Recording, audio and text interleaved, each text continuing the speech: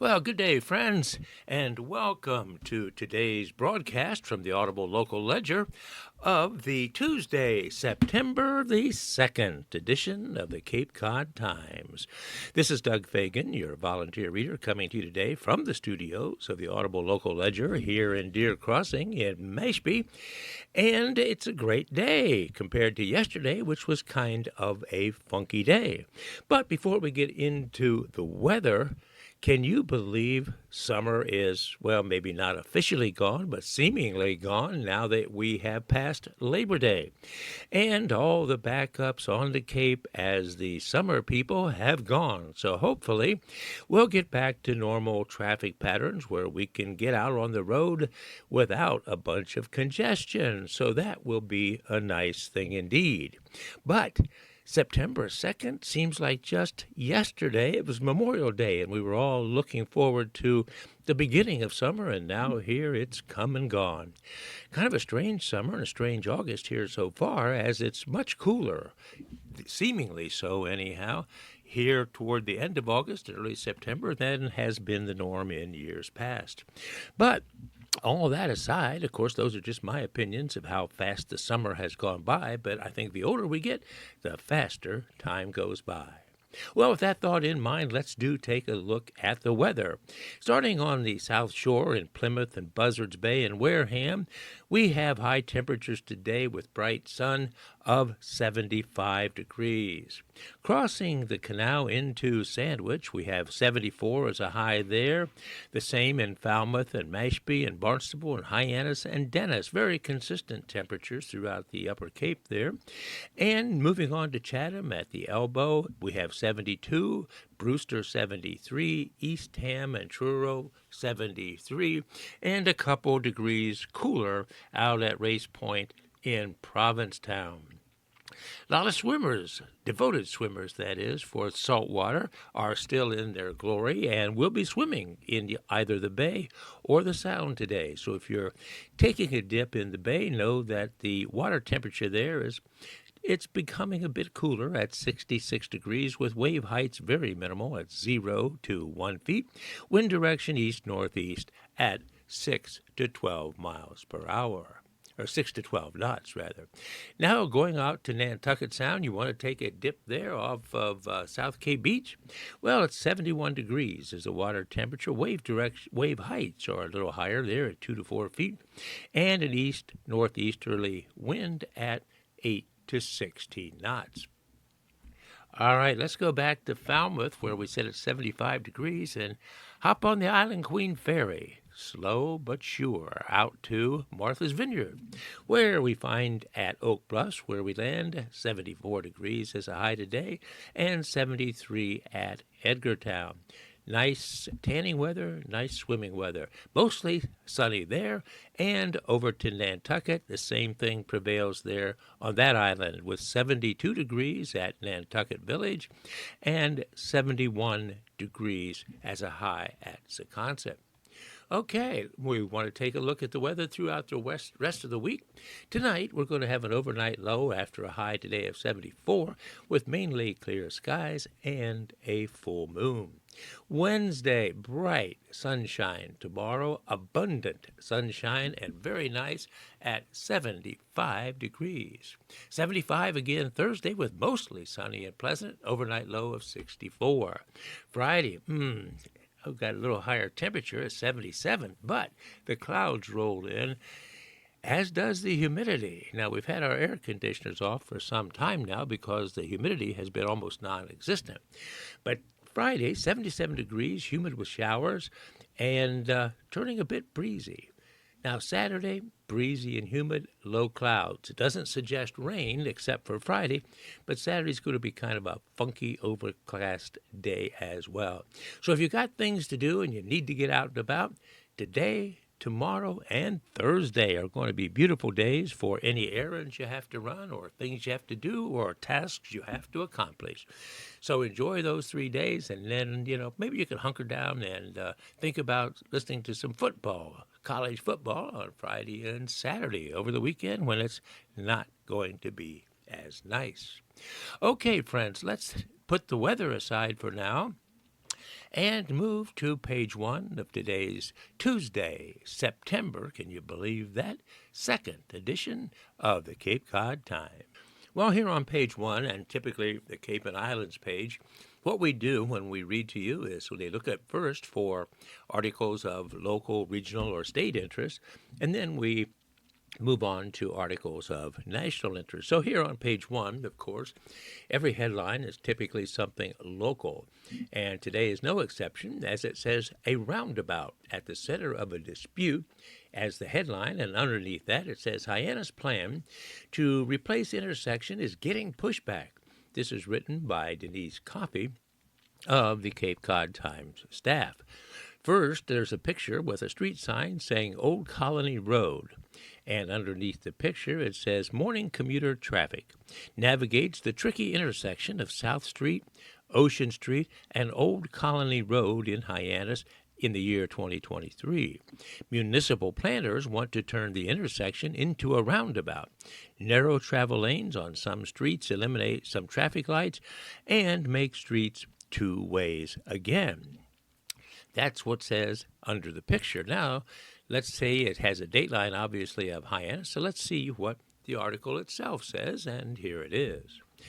Some residents are unhappy over plans to turn a 6-point intersection into a roundabout, a concept that is the linchpin for a major overhaul of downtown traffic patterns in Hyannis.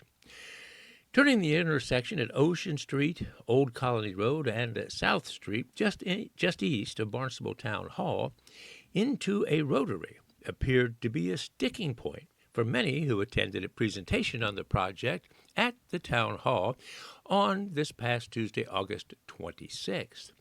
The Great Streets Downtown Hyannis project encompasses an area bounded by North and South Streets, the West End Rotary, and Lewis Bay Road. The project heralds the return of two-way travel in downtown Hyannis, said James Kupfer, that's Kupfer, James Kupfer, Director of Planning and Development for Hyannis. The plans call for narrowing some travel lanes and removing some traffic lights, but keeping signals at Main Street and Camp and Lewis Bay, Main Street at Old Colony and Ocean, and North Street at High School Road. The intersection at South Street and High School Road would become a four-way stop intersection. Sandra Povix, who lives on Old Colony Road, is worried about the safety of people using the proposed pedestrian crossings at the roundabout. Without lights to stop traffic and pedestrian-activated signals crossing would be dangerous, she said. She questioned the length between a South Street crosswalk and entrance to the Rotary, suggesting there would not be space for cars to stop. Joy Adams, another attendee, agreed. She cited the number of pedestrians crossing to and from the ferry terminals and the older and disabled residents of Colony House apartments. Stopping at a light is better than a rotary, Adams said. So what accommodations would be made in the neighborhood? Well, Kupfer and town engineer Griffin Boudoin were peppered with questions about the measures that will be taken to ensure that the project complies with the provisions in the Americans with Disabilities Act. Improvements include replacing curb ramps and improving ADA, that's Americans with Disabilities Act, parking spaces on Main Street, Boudoin said. The proposal was well received by others in the room. Hyannis resident Jim Bloom was among them. He said, when you think of villages, you think of streets where traffic ambles along, he said. I think it would be nice to slow things down. Kupfer said the 75% design came by analyzing data that included volume counts and choke points, and gathering public comment as well.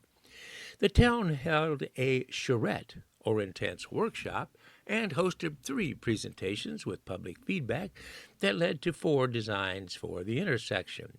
The roundabout rose to the top of those 4.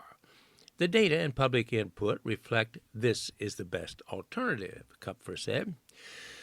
Boudoin said designs for the roundabout took into account feedback from the police and fire departments, and others who will be affected by the proposed change.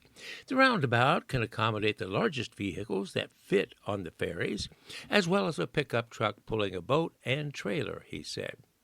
So there is an effort to slow traffic. The proposal calls for narrowing travel lanes to 10 feet on North, Main, and South Streets, and adding bike lanes to South and North Streets.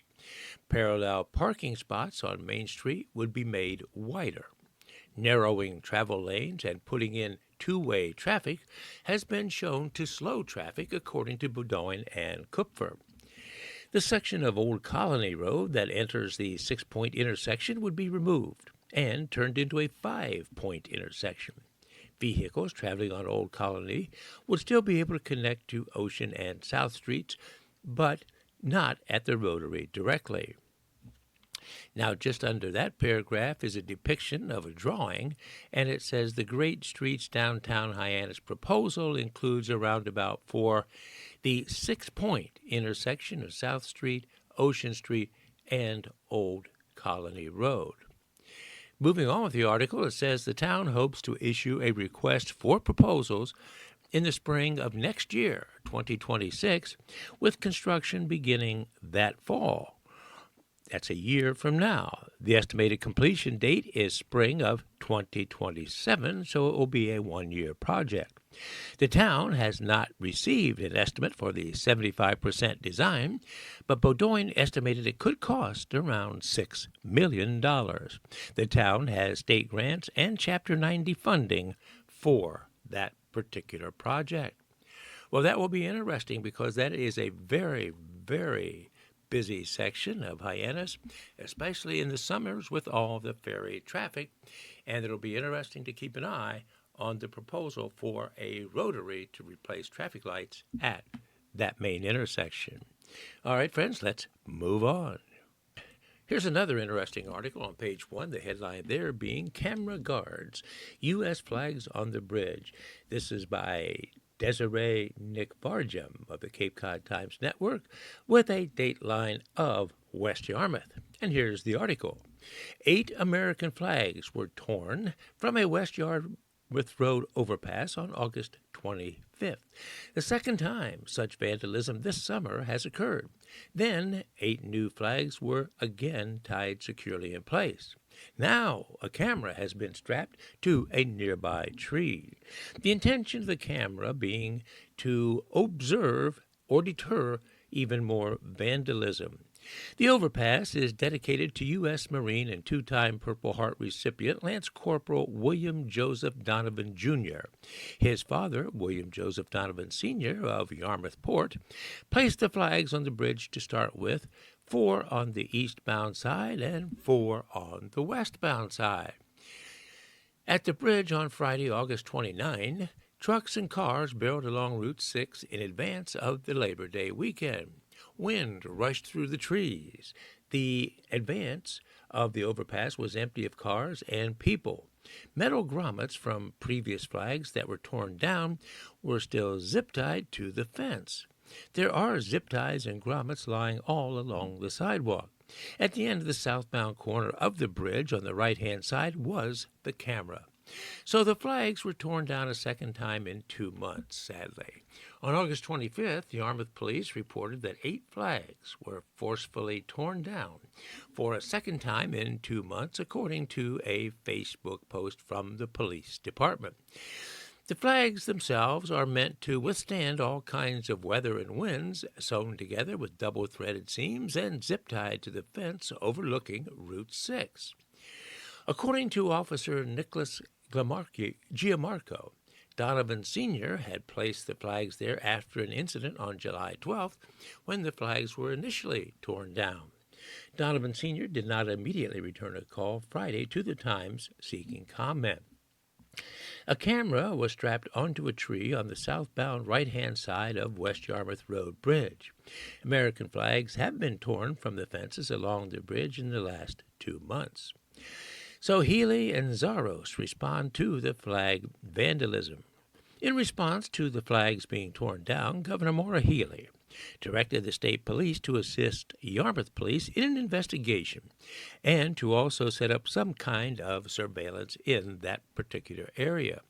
Destroying the American flag is an insult to everyone who's ever fought to defend it, and it will not be tolerated, read Healy's August 27th statement.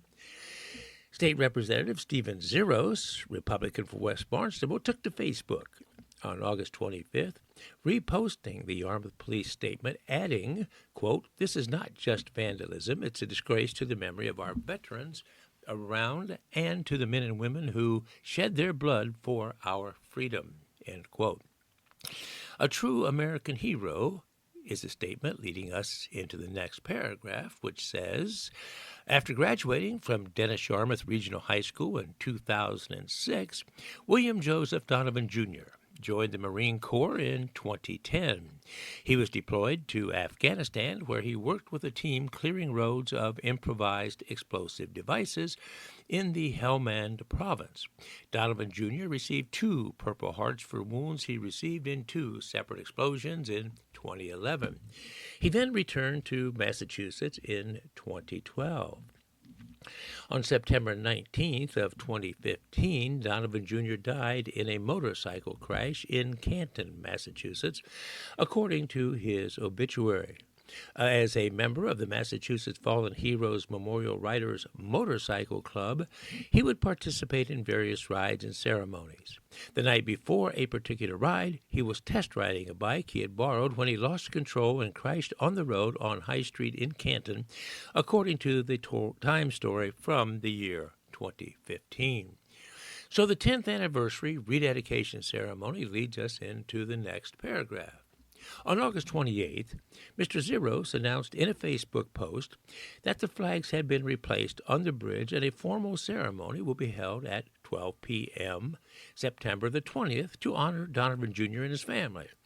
September will be the 10th anniversary of Donovan Jr.'s death. Together, we will rededicate the bridge and raise a brand new set of flags made especially for this purpose, Representative Zeros said in an email Friday to the Times. Zeros' son, Nicholas, was high school friends with Donovan Jr. and also served in Afghanistan. In 2009, Nicholas Zeros was killed in the line of duty.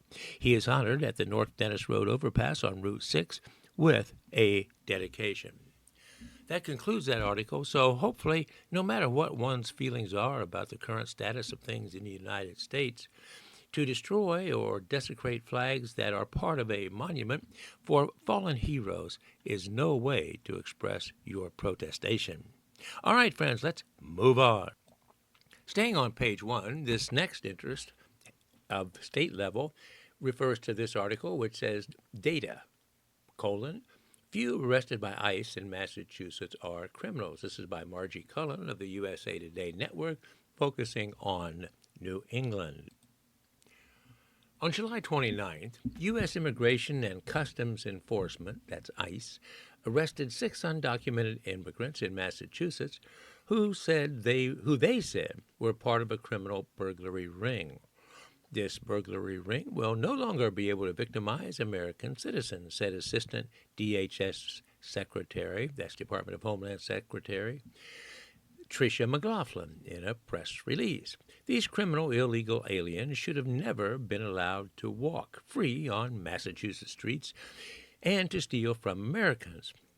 And under President Trump and Secretary Noem, they won't, they said. The arrests were part of President Trump's mass deportation effort, where he has promised to target those with criminal records. The U.S. Department of Homeland Security has repeatedly highlighted arrests of convicted criminals, saying they are arresting the worst of the worst. But data suggests that while overall arrests are up in Massachusetts, a majority of those arrested are not convicted criminals. In Massachusetts, about 78% of those arrested since Trump's inauguration had no criminal record at all and no convictions, and nearly 39% had never been charged with a crime, according to USA Today analysis of government data provided by ICE in response to a Freedom of Information Act request to the Deportation Data Project. A trend of higher arrests of those without criminal records is being seen nationwide. In other New England states like Vermont and New Hampshire, the percentage of non-criminal arrests has increased. When ICE raids cracked down in Los Angeles, a LA Times analysis found that 58% of those arrested from June 1 to June 10th had never been charged with a crime. And according to Reuters news agency, ICE detention statistics show the number of detainees arrested by ICE with no other criminal charges or conviction rose from about 860 in January to 7,800 in June, which is more than a 800% increase. Those arrested and detained with criminal charges or convictions also rose, but at a lower rate of 91%. So how many of those arrested by ICE in Massachusetts are actually criminals? Well, ICE arrests have gone up in Massachusetts with an arrest rate since Trump was inaugurated of more than 250% higher than during the same period in 2024. But the data shows that they are not all dangerous criminals despite Trump's pledges. Instead, more people who have no criminal charges or convictions, that's 1,083 persons, have been arrested than people with criminal convictions, 612 this year. So when you have an agenda that sets quotas at 3,000 arrests a day, there are not even enough people that pose a public safety threat to meet that number. Naina Gupta, policy director at the American Immigration Council, a promulgation think tank, told Reuters. From January 20th to July 31st of 2024, 34% of those arrested by ICE were convicted criminals, meaning they have at least one criminal conviction. Almost 32% had pending criminal charges, meaning they had no convictions yet, but at least one criminal charge, while 34% of other immigration violators, which means they have no charges or convictions. So after Trump took office until July 29 in 2025, the percentage of convicted criminals arrested by ICE fell to 22%, even though the number of convicted criminals arrested rose. And the percentage of people who had not been charged or convicted rose to almost 39%. Those with pending criminal charges also rose to 39%. So who's being arrested by ICE in Massachusetts? Well, data from the Deportation Data Project shows that since Trump's inauguration through July 29, which is the last available set of data, ICE arrested 2,782 people in Massachusetts. Of those immigrants, nearly 90% were male and 10% were female. Nearly 28% of those arrested were Brazilian, 17% from Guatemala, and about 13% from the Dominican Republic. The median age of someone arrested was 34. 37 of those arrested, or a little over 1%, were 18 or under, and 2 were born in 2022. So Brazilians lead the pack in terms of those being arrested by ICE at 28%, 17 from Guatemala, and 13 from the Dominican Republic, and about one-third of all those arrested have no pending or previous criminal charges. All right, friends, there you have it. Let's move on. Well, we're on page 2 now, and here's another article that has some reference or implication for Massachusetts residents, so I'll read that for you now. The headline says 5 insurance companies are providing rebates. More than 350,000 people in Massachusetts will be eligible. This is by Bailey Allen of the USA Today Network for New England. Here's the article, friends. 5 health insurance carriers will soon return $75.6 million to hundreds of thousands of people in Massachusetts, according to Governor Maura Healey's office. Rebates will be issued this year to more than 350,000 people covered by individual and small employer plans, according to state insurance regulators. When an insurance carrier spends less than 88% of premiums on health care services for individuals and small groups over a 3-year period, it must rebate part of the premium according to Massachusetts law. The enforcement of this law is part of our larger strategy of protecting Massachusetts healthcare consumers and encouraging insurers to be more efficient, reduce administrative overhead, and to focus on cost-effective ways to deliver care that, according to the Division of Insurance Commissioner Michael Kaljow, said in a statement. This requirement, which is stricter than the federal standard, ensures affected policyholders are paid back by check or credit for future premium payments, so said a memo from Governor Healey's office. So, you ask, which insurance companies are providing rebates in Massachusetts? Well, here are the 5 insurance companies returning money to Massachusetts policyholders this year. Blue Cross and Blue Shield of Massachusetts, that's HMO Blue Incorporated. Fallon Community Health Plan Incorporated. Harvard Pilgrim Healthcare Incorporated. Mass General Brigham Health Plan Incorporated. And United Healthcare Insurance Company. Okay, so when will the money be refunded to policyholders? Well, money will be refunded to policyholders beginning in September, either directly as a check or credited on future premium payments, that according to Governor Healey's office. So how much money will each policyholder get back? Now, that's a good question. Well, the exact amounts of the rebates this year depend on the insurance carrier and the premiums paid by individuals and small group purchasers. Again, that coming from Governor Healey's office. The total amount being refunded this year is about $24 million more than last year, so said, again, Governor Healey's office. So hopefully, maybe if you're still working, you're in that group that's going to get an insurance rebate, and good for you. All right, friends, moving now to page 3, the Cape and Islands page, where typically and naturally we see articles relative to the Cape and Islands. And this article is by Marilee Cassidy of the Cape Cod Times Network, and the headline says, Residents question retirement package for the steamship general manager. Susan Vaughn also contributed to this article as well. Here is the article, again entitled, Residents Question Retirement Package for Retiring Steamship General Manager. So begins the article. A group of Falmouth and Martha's Vineyard residents is questioning what one called a golden parachute for the Steamship Authority's retiring general manager. The extremely favorable terms granted to Mr. Davis only add insult to injury. A letter to the Times from the steering committee of the Steamship Authority Citizens Action Group said, We can only hope that fares will not be increased to pay for all of this. Robert Davis, the general manager, is expected to retire as general manager of the Woods Hole, Martha's Vineyard, and Nantucket Steamship Authority at the end of this October. On August 5th, the Steamship Board of Governors bumped his annual salary to $239,480 plus benefits and voted to keep him on, that is, in an extended advisory position that retains his new salary and benefits through April 30th of 2027.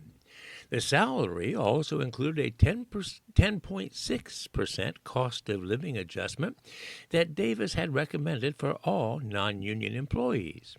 Davis's benefits include a sports utility or mid-size vehicle, gas and insurance for the vehicle, and a full health benefit package for him and his wife, all of which extended to his new senior advisory position from November 1st of this year to April 30th of 2027. We felt he resigned under duress, Citizens Group Steering Committee member Amy Cody of Martha's Vineyard said on August 22, and we were surprised by the concept of the golden parachute offered to Mr. Davis. Leaders of the citizen group claim Davis's raise may be the highest pay for any ferry service manager in the entire United States. Well, how does Davis's salary compare? Well, Nathaniel Trumbull of Falmouth, a member of the Citizens Group and its steering committee, said the members of the group looked into other managers' salary at ferry services in the United States to make that determination. Trumbull noted that the annual salary of Patty Rubstello, who retired as the head of the Washington State Ferries in 2024, was $205,000, as reported in My Northwest News and the Seattle Times. The Washington system is much larger than the local steamship authority, Trumbull said. The salary range for a new director of Maine State Ferry Service was recently advertised on its website at $84,697 to a maximum of $120,265. The Delaware River and Bay Authority, which runs many operations, including the Cape May Lewes Ferry, lists its highest pay for a capacity manager as $203,000. So what's the Steamship Authority board chair have to say about this? Well, when asked by the Times about Davis's salary, Steamship Board Chair James Malkin said since Davis was employed under contract and not in violation of anything, an annual review for compensation was required. He said the contract negotiated every 3 years by the board is reflective of compensation and costs of this region, Southeast Massachusetts, and the Cape and Islands. He added that Davis did not get a raise for 2 years prior to this, and the cost of living increase this year was to make up for that. The board met in 2 executive sessions before approving Davis's compensation. I'm not sure how this furthers the interest of Martha's Vineyard residents who are interested in moving forward with the Steamship Authority, he said of the residents' complaint. Malkin said Davis's advisory position would not interfere with the new general manager's job, as he would be advising the board on various issues such as grants applications and as a liaison with the state legislature. When Davis announced his retirement in September of last year, Malkin said he agreed to complete his 3-year contract this year and add the extra advisory year, but he did not want to stay another 3 years. A general manager search has been underway for several months, with Malkin as the chair. He did not say when the committee would recommend finalists to the board for consideration. So, the citizen group cites other concerns with the Steamship Authority. Other complaints from citizens group membership of around 100 include noisy truck traffic through Woods Hole in the early morning hours, costly refurbished ferries breaking down consistently, construction of a large, expensive terminal and maintenance building in Woods Hole, and a general lack of concern for residents in the affected towns. Davis is a symptom of the organization that needs more oversight, Trumbull said in an August 22 phone interview. That group of citizens also pointed to the costs of refurbishing 3 old diesel ferries currently at $82 million and the terminal and maintenance building now at a $36 million cost. So term limits for the Steamship Authority. The group has been working with State Senator Julian Cyr, a Democrat from Provincetown, and Dylan Fernandez, a Democrat from Plymouth and Barnstable, on a bill to limit authority board members to 3 3-year terms, as there are no current limits. Cody said that the bill is getting ready for a final hearing by the State Transportation Authority Committee. All right, there you have it. Concern over the retirement and extended contract as an advisor for Mr. Davis at a rather significant salary of $239,480 plus significant benefits. All right, friends, let's move on. At this point, we are just past the midway point of today's broadcast, and typically we take a look at the various obituaries at this point. However, somewhat strangely, there are no obituaries in today's paper. Now, why that is, I have no idea, although I know it's very costly for a printed obituary to appear in a newspaper. But, as I said, we have none for today, so we'll move on to other articles. Here's something rather interesting. It says, as a headline, Free Speech Suit centers on vanity plates. This legal case could turn on whether tags represent government expression. This is by Maureen Grappe of the USA Today Network. And we've all seen, especially here in Massachusetts and other states as well, various vanity plates, some of which make us chuckle, others make us think. But anyhow, this article has a dateline of Washington, and here it is. Texas would not let a critic of President Trump have a custom license plate reading jail, Jail 45. College football fans in Michigan cannot request a vanity plate that says OSU sucks. Arizona did allow the religious message Jesus NM, but Vermont blocked JN36TN, a reference to the Bible verse John 3:16. So states' rules for what is and is not allowed on personalized plates are often unclear, and it can amount to a dizzying array of censorship. Lawyers for a Tennessee woman have told the U.S. Supreme Court in a bid for the justices to get involved in this issue. Leah Gilliam wants the court to find that she is expressing her own views through a vanity plate, not the government's, a decision that would limit states' ability to control a particular message on vanity plates. The justices came to the opposite conclusion in 2015 when upholding restrictions on the design of specially licensed plates which support a cause or organization. States that sell specialty plates can prohibit images such as the Confederate flag, the Supreme Court ruled in a 5-4 decision. States have long used license plates in this country to convey government messages, Justice Stephen Breyer wrote for the majority. But Gilliam's attorney argues the judges have disagreed about whether the same is true for the combination of letters and numbers on personalized license plates.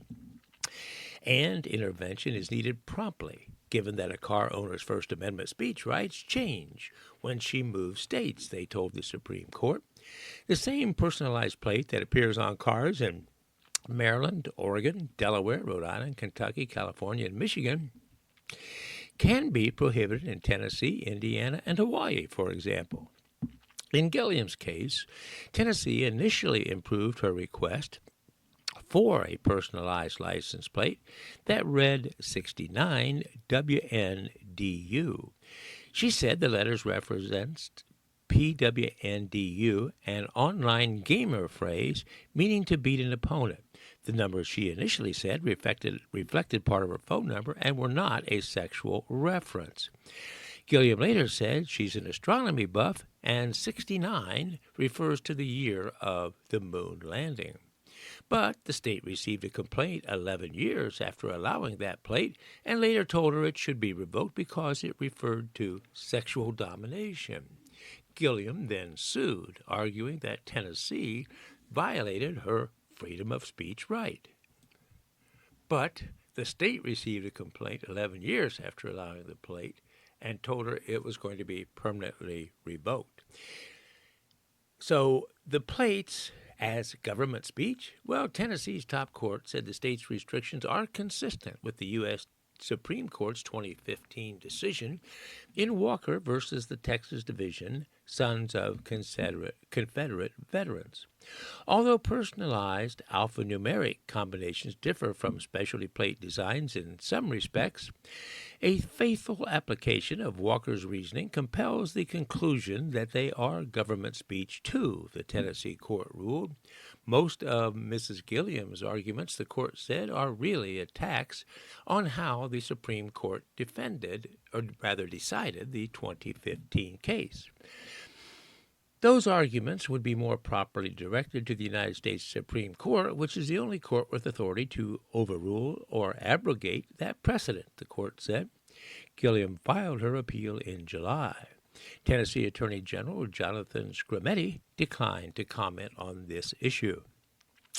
In Tennessee, personalized license plate requests are evaluated by a 5-person team that reviews between 80 and 100 applications a day, according to court filings.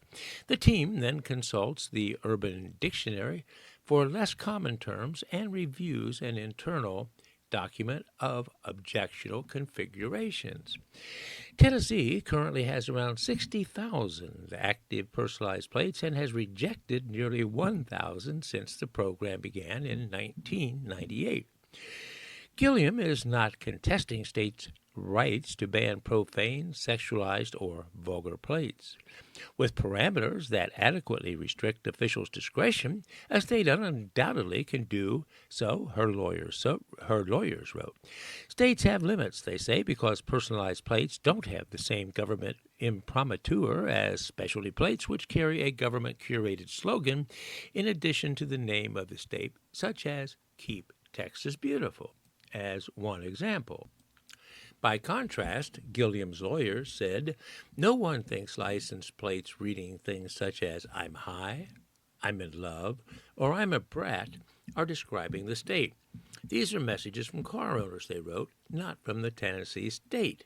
And unless they're protected as personal speech, a state could, for example, allow states that support one political party but prohibit others, or promote one religion and not others, Gilliam's lawyers argue. Rhode Island, as a state, paused its vanity plate program in 2021 after it unsuccessfully tried to recall a plate from a Tesla owner that said FK gas. The owner, Sean Carroll, said the tag meant only fake gas, but acknowledged it could be read another way. The ACLU sued on Carroll's behalf, arguing that the Division of Motor Vehicles had too much leeway to reject requests. A judge issued then a preliminary ruling in Carroll's favor, and the state is still working on updating its rules. G.S. Hans, H-A-N-S, a First Amendment expert at Cornell University Law School, said Gilliam's lawyers make a plausible argument that there are drastic differences of opinion among judges about vanity plates and that those plates are different from specialty plates. But that may not be enough for the justices to get involved, he said. If they do, at the Supreme Court level, he said it might be because they want to weigh in more broadly on the question of when something qualifies as government speech, such as when public libraries stock their shelves or officials decide which groups can fly flags on government property. The court has continued to engage on the government speech question, Hahn said, which is really complicated and actually quite important and influential as a question, even if it's being smuggled through license plates and trademarks and flags. The case has attracted the support of several free speech groups, including the Foundation for Individual Rights and Expression and the First Amendment Lawyers Association.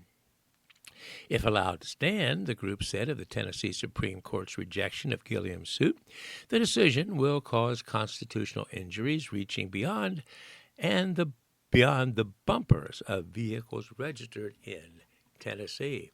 All right, big to-do over a seemingly small issue, but there you have it. A question of what's apropos and inapropos for vanity plates in various states across the country. All right, friends, if you've been waiting with bated breath for the lottery numbers and payouts for recent drawings, let's now take a look at those. Starting with the two big ones. Powerball, oh my, $1.3 billion. That's right, billion, not million dollars in their particular jackpot.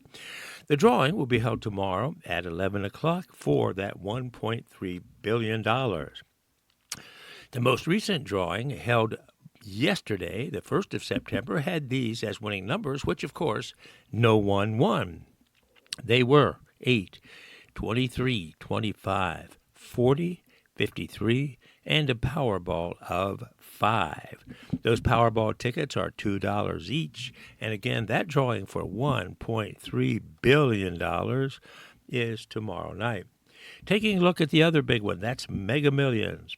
The next drawing is today at 11 o'clock this evening, and it currently has a jackpot seemingly meager to the Powerball of only $302 million. The most recent Mega Millions drawing was held last Friday. Here are those winning numbers: 13, 31, 32, 44, 45, and a mega ball of 21. Obviously, nobody won, but again, repeating those numbers: 13, 31, 32, 44, 45, and a mega ball of 21. All right, Lucky for Life. The next drawing is held today at 10:38 p.m. It's $1,000 a day for life. The winning numbers drawn yesterday were 15, 18, 39, 46, 47, and a Lucky for Life ball of 2. Again, Lucky for Life, 15, 18, 39, 46, 47, Lucky for Life ball of 2. Megabucks has a $4.5 million jackpot. The next drawing will be held tomorrow at 9 o'clock in the evening. The winning numbers drawn yesterday, the 1st of September, were these for Megabucks: 7, 11, 18, 34, 35, and 36. Very interesting numbers. 7, 11, of course, 18, and then 34, 35, and 36. Mass Cash. The next drawing will be held today at 2 o'clock for the midday drawing. And those numbers from yesterday's midday drawing, the winning numbers were these: 13, 22, 23, 27, and 35. That's for an estimated top prize of $100,000. The evening drawing from yesterday, the 1st of September, were these: 1, 14, 16, 20, and 21. Again, the midday was 13, 22, 23, 27, and 35. The evening, 1, 14, 16, 20, and 31. The numbers game. Midday numbers yesterday, 1652. 1652 midday numbers. And the evening drawing, 1622. 1622 for yesterday's evening drawing. All right, there you have it, friends. A look at the various lotteries, their jackpots, and the most recent winning numbers drawn. And remember, you can't win if you don't play. So the Mega Millions tickets are $5. The Powerball are $2. And wouldn't it be nice if someone, maybe you, maybe me, were to win a huge jackpot? And in that vein, I say to those of you who play, good luck, players. All right, let's move on. Well, if you've been following the news lately, you know that the Federal Reserve and Donald Trump and Chairman Jerome Powell have been at odds on rates. And this next article references that. It says, as a headline, experts warn of premature rate cuts. Moving too aggressively has risks, economists say. This is by Bailey Schultz of the USA Today Network, and includes a picture of President Trump and Federal Reserve Chair Jerome Powell. Obviously, Trump, as it says, has pressed the chair to lower interest rates. Here's the article. President Donald Trump is making progress on his efforts to reshape the central bank's makeup to his liking, raising concerns over the Federal Reserve's independence amid the White House's push for aggressive interest rate cuts. Trump's ire with the Fed stems in part from his belief that holding off on rate cuts is keeping mortgage rates high and pricing out too many Americans from buying homes, something he describes as a blight on an otherwise phenomenal economy. That, according to him. After months of badgering Federal Chair Jerome Powell to lower rates, Trump escalated his feud with the Fed on August 25th when he announced the termination of Federal Board of Government members Lisa Cook, paving the way for his appointees to make up a majority of the Fed's 7-person Board of Governors. Cook is challenging the move in court. Experts say there's growing evidence to support lower interest rates, but warn that cutting rates too much, too soon, could spur inflation and drive up mortgage prices even further. We think any moves will be slow, gradual, and cautious, said John Canavan, lead analyst at Oxford Economics. So the Fed's balancing act is a statement leading us into the next paragraph.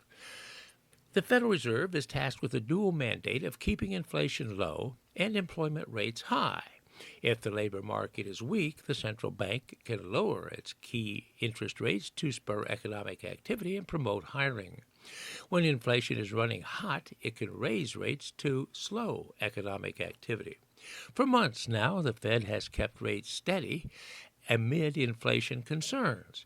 Though the economy has held up better than many anticipated in the wake of the COVID-19 pandemic and Trump's tariffs, inflation continues to run above the Fed's 2% target, and there are concerns that tariffs could drive prices even higher. But recent cracks in the labor market have the Fed looking more closely at rate cuts. The latest jobs report found U.S. employers added 73,000 jobs in July, well below economist expectations, and job gains for May and June were revised down by 258,000. Chairman Powell signaled on August 22nd that the Fed was open to a rate cut at its meeting this month and noted the downside risk to employment is rising even if inflation remains somewhat elevated. Though Trump wants rate cuts, he appears to disagree with the Fed on why the timing is right, said Paul Ashworth, chief of North American economist for Capital Economics. In August, Trump ordered the firing of U.S. Commissioner of Labor Statistics after the week's jobs report, accusing her, without evidence of course, of manipulating data. Rather than weak demand, the Republican case for lower interest rates often focuses on the perceived boost to the economy's supply side from deregulation, tax cuts, etc. Ashworth said in an email-made statement. In that world, you can cut rates even if the economy is booming because inflation could, in theory, still fall too. So the effect on mortgage rates. Well, Trump has argued that lower interest rates will save the government money and boost the housing market. Could somebody please inform Jerome Powell that he is hurting the housing industry very badly, Trump wrote on August 19th on Truth Social. People can't get a mortgage because of him, he said. But Carola Binder, an economist, historian, and associate professor of economics at the University of Texas at Austin, said the housing market isn't the Fed's priority. To the extent that they're impacting price stability, then the Fed would take housing prices into account, Binder said. But they don't have a third mandate to boost the housing market or stabilize the housing market. It's also worth noting that the Fed can influence mortgage rates. Its rate cuts won't always lead to cheaper mortgage home loans.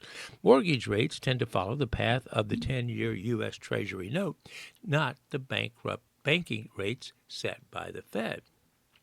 So what big cuts could mean? Well, Oxford Economics expects the Fed to drop its key interest rate, now at a 4.25 to 4.5% range, 25 basis points in September, with possibly another 25 point in December. It's unclear whether this pace would satisfy Trump, who has pushed for an acceleration drop to rates as low as 1%. But economists warn that dramatic rate cuts could do more harm than good for consumers. Rapid cuts could signal the Fed is losing autonomy and spur concerns over inflation and economic uncertainty, particularly among those who invest in 10-year Treasury bonds. This could prompt investors to demand higher rates when lending the government money, driving up the 10-year Treasury yield. Canavan said those hikes would bleed through into mortgage, auto loans, and other consumer loans. The net result for the economy of a more aggressive federal rate cut would possibly be negative because of the impact on the long-range end of the curve, Canavan said. It could have the opposite effect on long-term rates rather than what's desired.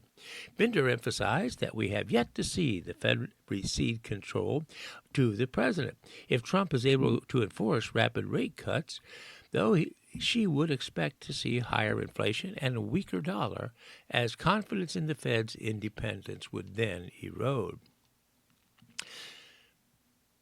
So, what's Cook's future at the Fed?